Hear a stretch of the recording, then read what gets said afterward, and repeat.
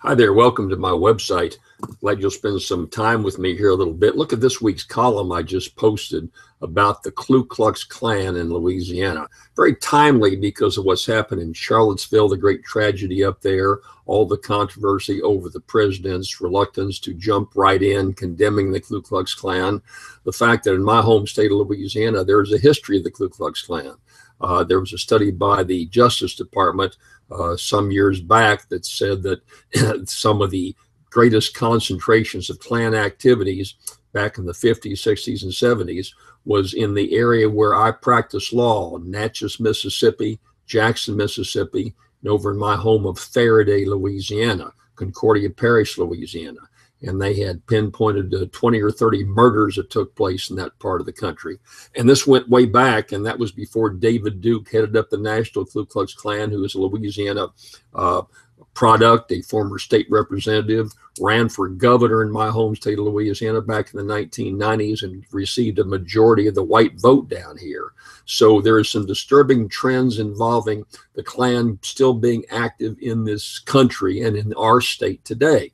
And I wrote about it more in the historic perspective of my own personal experience. I was a young running for state senator. I was a young lawyer up in Faraday. I graduated from Tulane Law School, got married, and moved up to Faraday, Louisiana. And if you don't know where Faraday is, it's right across the river from Natchez, Mississippi. Very famous little town, home of the Three Amigos, the singers in Jerry Lee Lewis, Mickey Gilley, and Reverend Jimmy Schwager that's here in Baton Rouge. At one point in time, I represented all three of them in my law practice when they were in and about the Faraday area.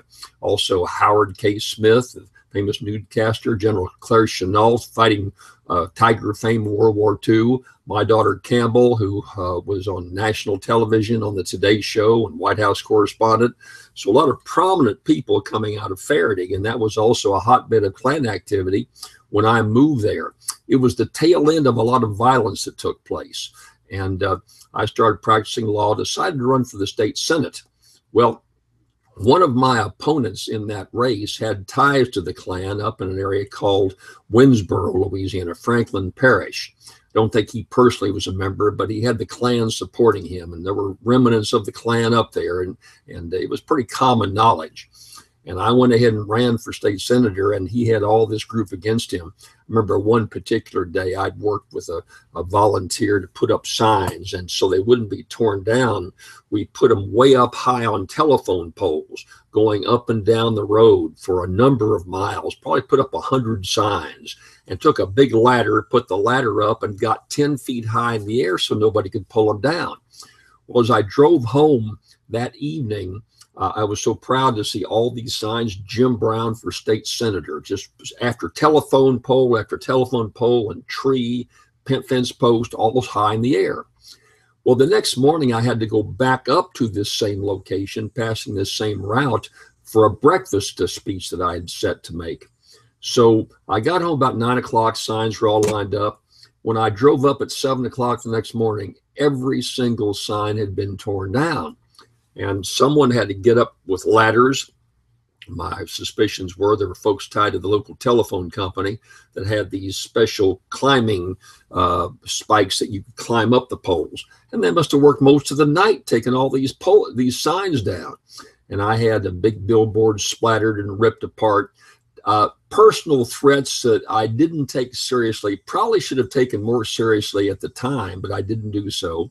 I would end up winning the race. And then as a senator, I learned more and more about the local Klan activities. There was a house of ill repute run by the Klan. The sheriff was tied to the Klan at the time, ended up going to jail for bribery.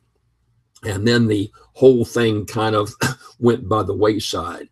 But with all this consternation in America today, there are elements of the Klan that are reinvigorated, young people that are attracted for some warped reason to extreme right groups. And I don't want to get off of this debate the president's been involved in. There are extreme left groups, right groups, but the hate and the violence seem to come more from the right, particularly from the elements of the Ku Klux Klan. Very disturbing trend. I think that our president often has a message that a lot of people tie into. There's a lot of Americans, a lot of people down where I live that agree with Donald Trump when it comes to immigration. We're allowing too many people to illegally cross into this country. The fact that too many jobs are going overseas, there's not a fair trade balance going on. Taxation is very unfair, with the top 30 or 40 corporations pay absolutely no taxes whatsoever, where you and I struggle to pay our taxes, and that there should be some changes. But the rhetoric that also often comes out of the White House is so incendiary that it certainly doesn't calm down the violence. It maybe encourages to some degree some of the terrible things going on. So it's often you say, well, don't blame the messenger. Well, in this case, maybe we are blaming the messenger. So I'd urge the president to kind of tone down a little bit, has some good points he should discuss. But when it comes to violence, it should not be tolerated at all, no matter who stirs up the violence. And when there are protesters, I saw there was a young lady that put a rope around a Confederate monument and ripped it down in a public park. She ought to be prosecuted. I mean, if there's a process to where our elected officials can take those monuments down if they see fit. I think it often is a revision of history, but that's up to local areas to make that decision as to what they want to display, what they don't want to display. And if you degrade or damage, then you ought to be prosecuted. Certainly goes true with the terrible violence in Charlottesville that took place. Those who participated in the violence should be fully prosecuted. In any event, I just share my thoughts about my column in the Klan, because the Ku Klux Klan is still a part of our world and looks like it will be for some time to come. My column, you can read it here on the website. Hope you look it over. Glad you're spending some time with me. Hope you're taking our radio program this weekend. Got a lively program. We'll be talking about some of these very same issues. We'll talk to you again soon. Take care.